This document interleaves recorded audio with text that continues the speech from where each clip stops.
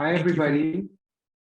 thank you, Clint. And thank you, Hunter. That was a great introduction. And first off, Clint, I want to say congratulations because you got a Tony Award nomination last week. So I did. congratulations. Thank you. Thank you.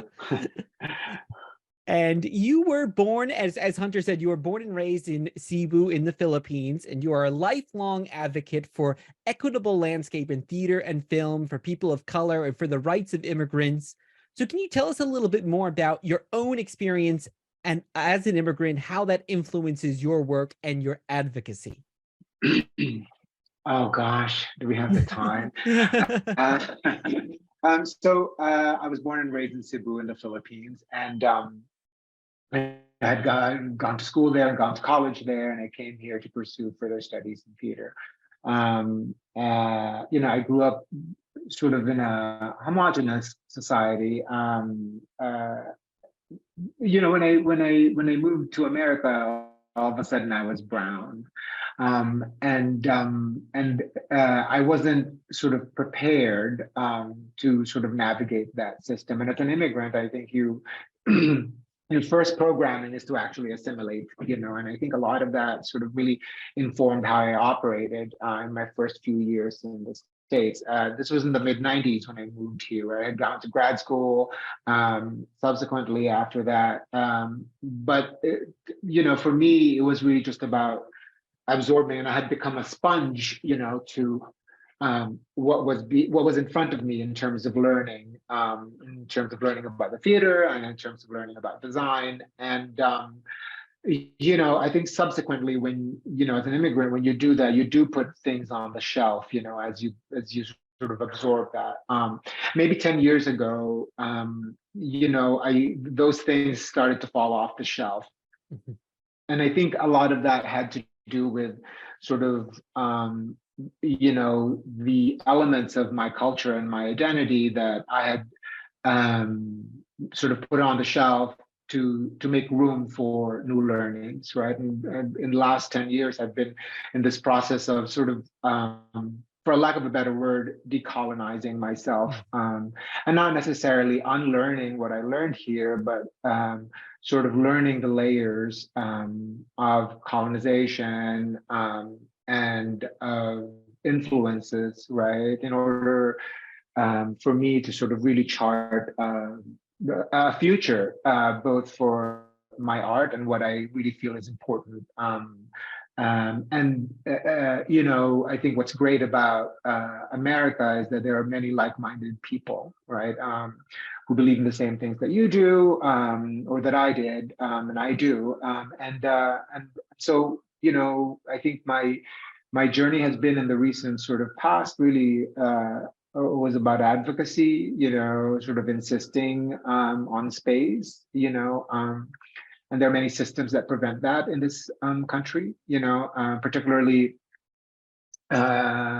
in the Broadway and film spaces, but we see them sort of crumbling. I mean, for a lot of us, it's not crumbling fast enough, but we see that the gatekeepers are sort of having second thoughts about gatekeeping. Yeah, I mean, I started my career also working in the theater, and I can see so many changes that have happened. And there's been some big institutional things, a couple of Broadway theaters that were renamed for Black artists just in the past year, which is amazing. And for yourself in 2016, you became the first person of color to win the Tony Award for Best Costume Design for your work on the Broadway play Eclipsed, starring Lupita Nyong'o.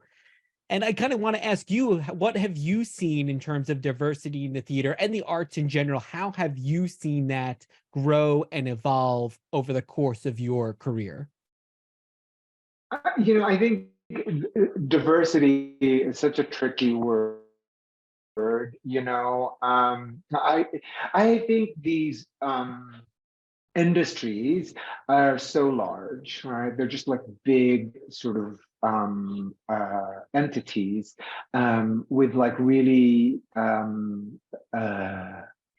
almost seemingly indelible systems in them, right? And when these large entities sort of make a turn, right? It's like it's like being on a large cruise ship, right? You actually don't feel it, right?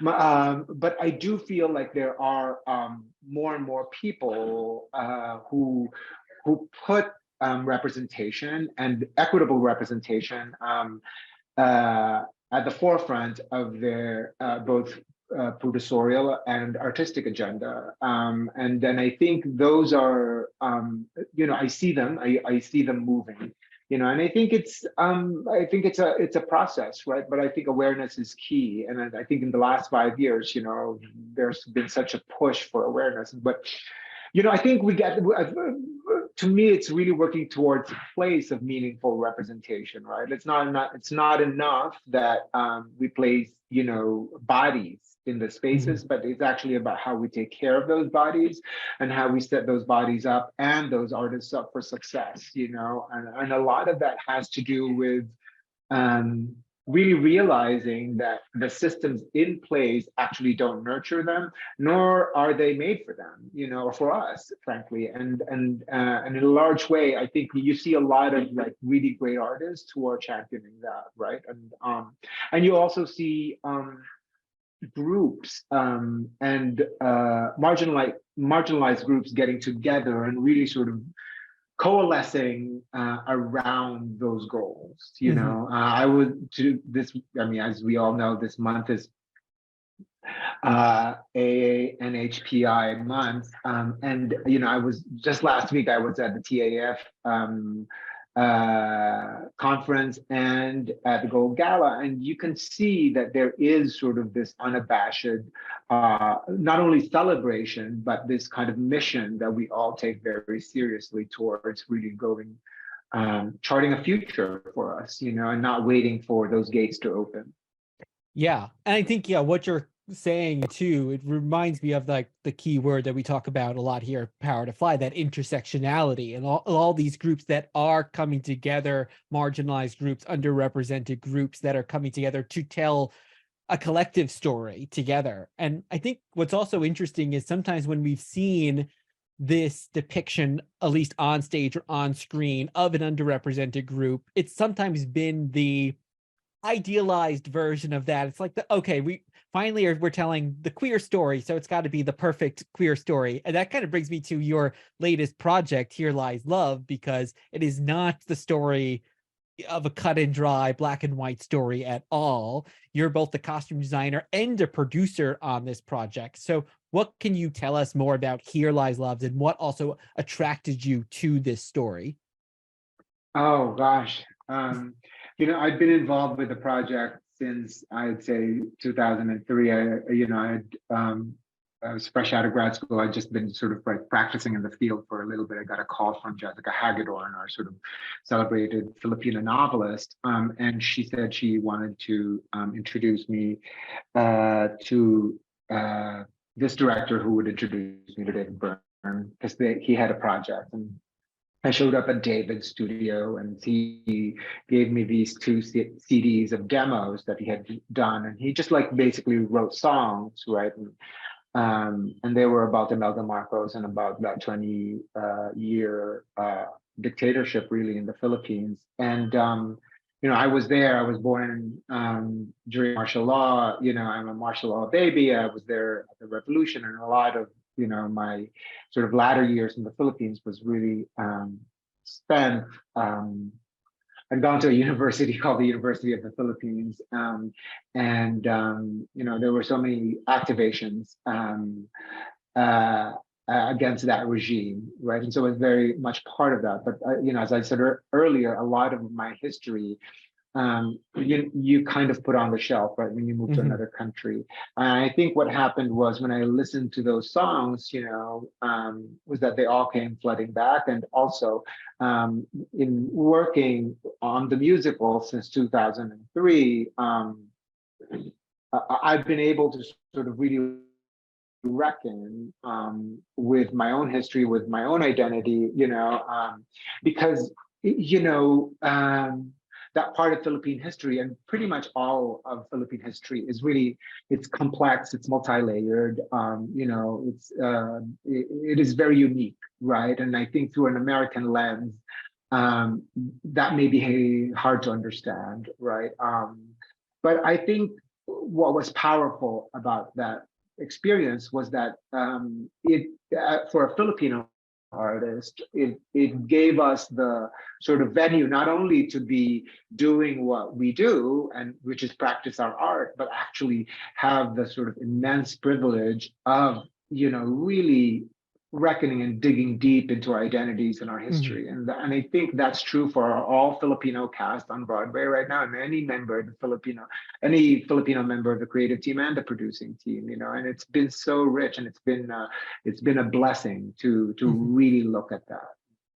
Yeah, and you talked a bit about history, which is really kind of making me think a lot of musicals that deal with history are set in, even if it's the recent past, like Evita was, or obviously the way kind of distant past, like Hamilton kind of is, they are in the past. We're dealing with figures that are no longer actively around. Yeah. But Here Lies Love is telling a story that's very recent history. As you said, it's something you experienced yourself.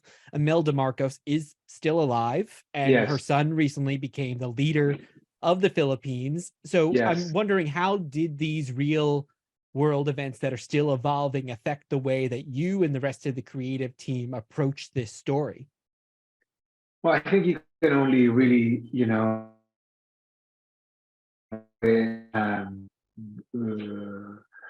with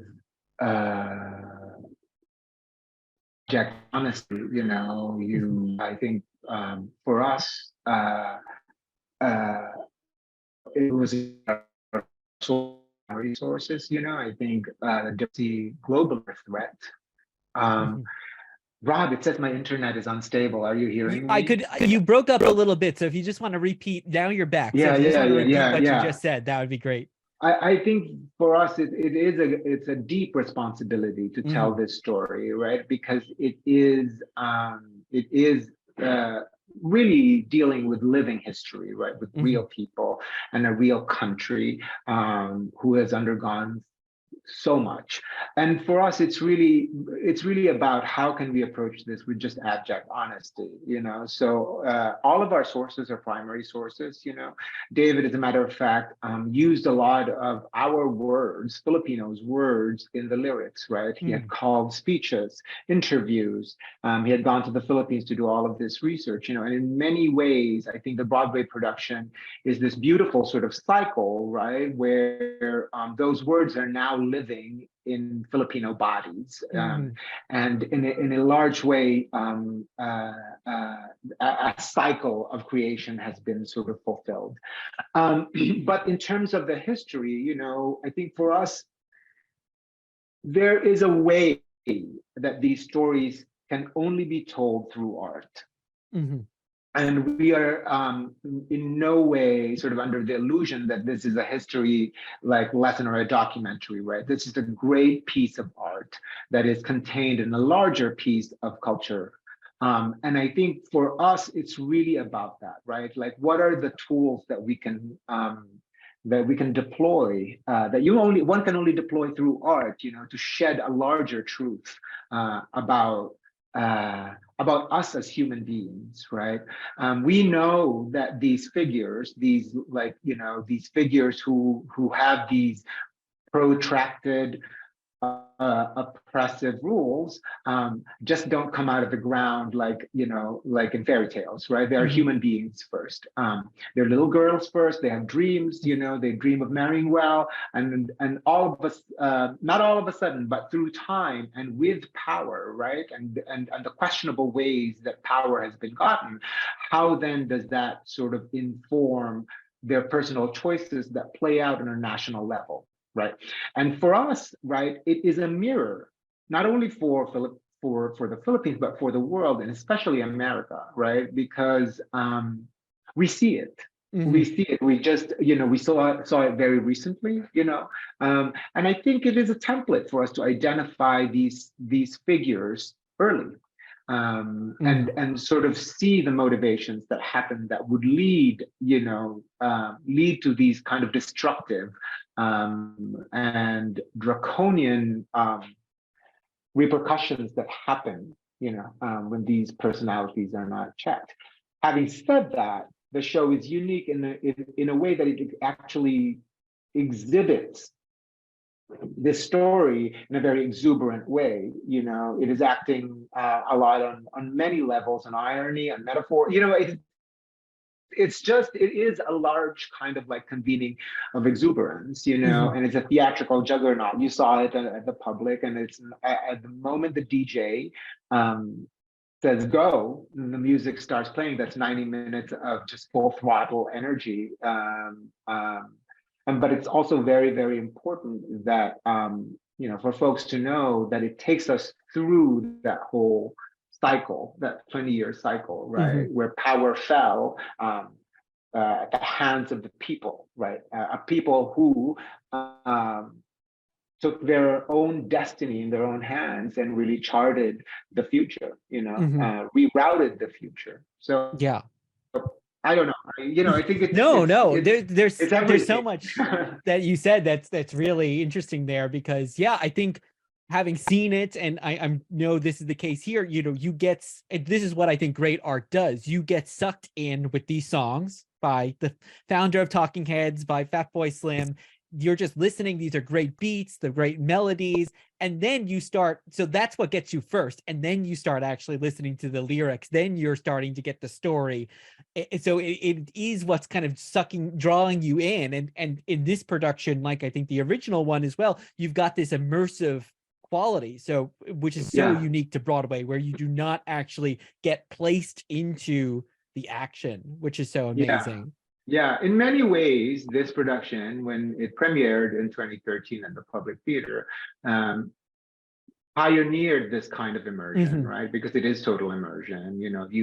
The scenery changes its terms. Everything throughout those 90 minutes changes their terms, right? The characters do, the performers do as well, and so and you change perspective, I think for us, that's one thing that we're very, very proud of, right? And we're keeping that same DNA at the Broadway theater, in a lot, we're just blowing it out to accommodate more people. But it is the same kind of revolutionary immersion that we premiered at the public with. Subsequently, a lot of folks have started doing the same thing. But I think the journey to Broadway really allowed us, to perfect and hone the musical. We had two runs to the public, and then we went to the National in London, where David Correns, Alex Timbers, and the rest of the team actually really worked on how to perfect that form, with Broadway in our sites, right? And then we did it in 2017, 2018 at Seattle Rep, right? And that was really about then how do we transform a theater into this club. And now we're here, and it's very exciting what's being done to the theater. It's never been done ever before.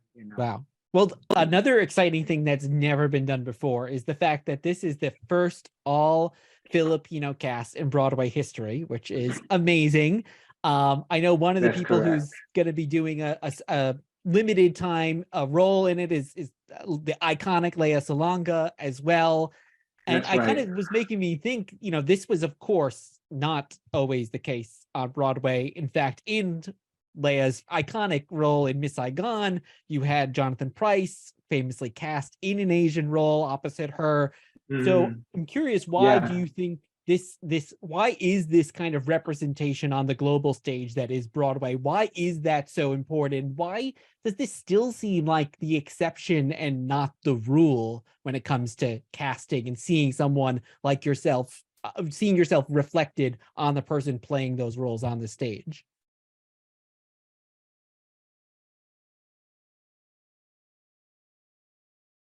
Oh, you might have frozen, Clint, if you can hear me.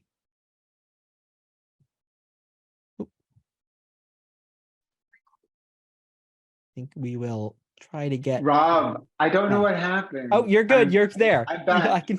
So I heard your question, which was Yes. like, why is it not the norm, right? Yes. And Yeah. I think I think we all know and are aware of these systems that are in place, right? It's really also about access, right? And I think you're seeing a lot more producers, particularly younger producers, who want to who really feel that these stories are important, right? And also, it's really to me about like really thinking that these stories are global, that they apply to all Hmm. of us, right? That it's not like, oh, the Filipino story or the Black story or the Middle Eastern story. All of these stories are universal, right? They apply to all of us. These are human beings. They make the same decisions that we make. All of us feel the same way, go through the same emotions. I mean, and so it's really about sort of, for me, making sure that we understand this as an audience. Hmm. There was a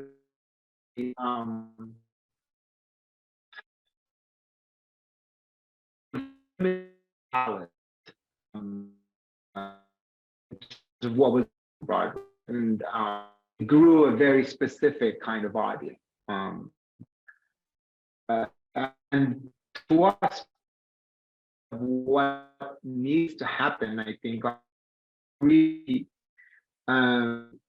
creating more arbiters of art and of taste, exposing folks to what they ought to be liking, which is a wide Hmm. spectrum of things. And I think that's part of it, and I think there are larger sort of systems that are in place, but I know that there are really great people trying to push that sort of agenda forward, right? In terms of programming and in terms of what we consider to be excellent, right? I think though that rubric is being investigated right now. Really, people are looking at that, right? And who gets to say what's good, who gets to say that this is excellent, right? And for a Hmm. long time, the arbiters of taste had been sort of really limited to people. Instead, that I think the appeal for Here Lies Love is broad. It has with it to sort of, if you're talking about traditional rubrics, for excellence, it has sort of these two New York Times reviews, excellent New York Times reviews that sort of back it up, and also the reviews from all of the runs in London and in Seattle. So I think for us, we are confident that this show will speak to everybody, and that. I think as you experienced it in 2013, I think there's a new layer of Yeah. appreciation that will happen that folks will be able to access to, because this is living history. Totally. Yeah. And I think, We see, and for we see us, it play out in the US. You know what I mean? no, that's what I was just gonna say. I mean, when you saw it in 2013, you went in with a very different mindset that you Mhm. have now, seeing that, oh, we're seeing ramifications of this, reflections of this in our own society here in the US. So I think that's totally true. And so I'm really curious when I go to see it a new time how that part will resonate with me, which I'm sure it will. And as we wrap up here, Clint, too, I just would love to see, what advice would you give to the next generation of artists and storytellers who don't feel represented in the mainstream media or in art in general? I would. There's a couple. I mean, the next generation really is my inspiration, right? Because I Hmm. see them take bolder steps than my generation have taken, right? Like in a large way, um, this generation, the generations that came after mine, like they're almost like they will be the ancestors that all of us kind of like wish we could be, right? But I do feel like I think I always say this, right? That there is space, there's enough space. There's a lie that there isn't space, right? Mhm. And if there are these gatekeepers, right, who really dictate access, we see that crumbling. We see that crumbling because they are being questioned. So if you can't get through that gate, there's always a back door. So I think for me, it's really about insisting on that space and realizing that our social and they're vital, right? They're vital really for the sort of survival of truth and art. We are in a period of great tumult and change, right? And we are seeing sort of great art come from that, right? And I don't know. For me, it's really knowing, that you just really believing that there is space for you and that your stories matter, right? And not only do they matter, they're vital and crucial. And insisting on that space. That's probably the best I could do and give advice for. I love that. And I love the idea that if the front door doesn't work, there's a back door somewhere, and that there is space. And that's something we tell, any company that we're working with too, that's looking to hire, is there is space for everyone. We want all voices represented. Right.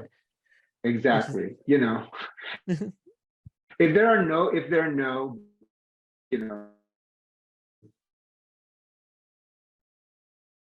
apparent seat, that's really like a lot of folks are like, oh, there's not enough seats on, around the table. And I always tell folks, just sit on the table. I love it. In the room.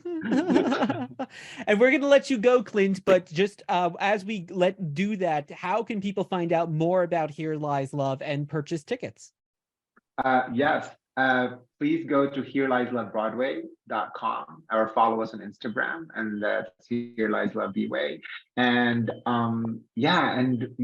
hope to see you on the dance floor. We start previews on June 17th, and we open on July 20th. And we're all very, very, very excited to share that with all of you. Thank you. Well, I know Hunter and I are excited too. So Hunter, maybe we can go together. We'll be dancing on the dance floor. I will see you both on the dance floor. Yes, Clint, I'm gonna kiki here. 20 years later, it's still in my head. Because the music is excellent. The music is excellent, but that's sort of the magic of great art, right? You have this kind of like amazing experience and you walk away informed. Yeah, absolutely. And because I personally, we got a minute left. Like I didn't know a lot of her history, and I was just like, wait, this is all real? Like this is wild. And then I did research after seeing that, and now it's so amazing too that that's like in the news now, and this is like part of like you and Rob are talking about, like this is happening. And history is repeating itself, right? And if we don't sort of understand how these figures actually evolve, we are also sort of cursed to repeat it over and over. Okay, because we don't normally do this, but Jeff Yang is the next speaker, and Jeff just said they are extremely excited to see your show. So I'm gonna let Jeff come on and say hi. I love Jeff Yang. Hi, Jeff. Hi, good to see you. What is this community if we cannot give each other shine, right? Exactly. Exactly. But Jose Antonio Vargas and I are friends, and he's been hyping this, and the hype sounds as if it is, if anything, probably under generous to the production from what I've seen so far. So I'm extremely excited.